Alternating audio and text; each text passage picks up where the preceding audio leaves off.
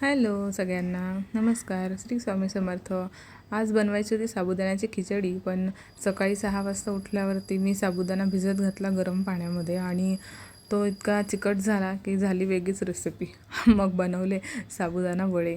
Okay, तर साबुदाणा वडे बनवण्यासाठी मी इथे शेंगदाण्याचं कूट, हिरवी मिरची वगैरे सगळं त्याच्यामध्ये टाकलं आणि बटाटा बटाटा ॲक्च्युली किसून टाकायचा आणि बाइंडिंग चांगलं येतं साबुदाणा आणि बटाट्याचं, त्यामुळे आपले जे वडे आहेत ते फुटत नाही. बघा इथे मी छान साबुदाणा वडे केले आहे आणि आज सकाळचा नाश्ता साबुदाणा वडे आहे. ॲक्च्युली हिच्या रितिकेच्या पप्पांना साबुदाण्याची रेसिपी आवडते. साबुदाणा खिचडी करायचा प्लॅन होता, पण ॲक्च्युली तो फसला. तर मी म्हटलं ठीक आहे, साबुदाणा वडे बनवूया. तर अशा पद्धतीने छान मी असं साबुदाणा वडे, दही आणि अशी मस्त चटणी केली आहे. तर तुम्ही आवाज बघू शकतात, इतका छान असा आवाज येतो त्याचा आणि म्हणजेच साबुदाणा वडा चांगला झाला आहे. ठीक आहे.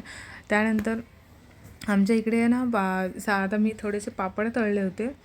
इतके छान होते ते पापड. आहे बिबड्या आहेत, परत तांदळाच्या जे खिशा पापड म्हणतो आपण त्याला, ते अपसाईडला बघा ते मसाला पापड बनवून देतात बाहेर असं कोळशावरती भाजून. तर ते पापड मी आणलेले आणि मस्त असे तळले छान, इतके टेस्टी लागत होते ना. आणि तांदळाचा होता खिशीचा पापड. देन ही बिबडी होती. बिबडी पण खूप छान, बघा केवढा मोठा फुलतो आहे तो, कढईतसुद्धा मावत नाही आहे. ॲक्च्युली मस्तपैकी त्यांना तळले आणि मस्त खिचडीसोबत सर्व केले.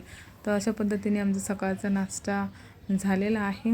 ओके, तुम्हाला आवडले असतील तर तुम्हीसुद्धा साबुदाणा वडे बनवा. आता हे रिमेनिंग जे वडे होते ते बनवते आहे.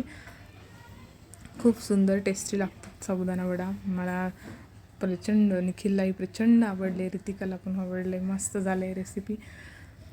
साबुदाणा वड्याची रेसिपी आवडली असेल, रेसिपी तर मी शेअर नाही केली ॲक्च्युली, पण आवडली असेल तर कमेंट करा. आता आपण बघूया यांचा रिप्लाय, यांना आवडते की नाही.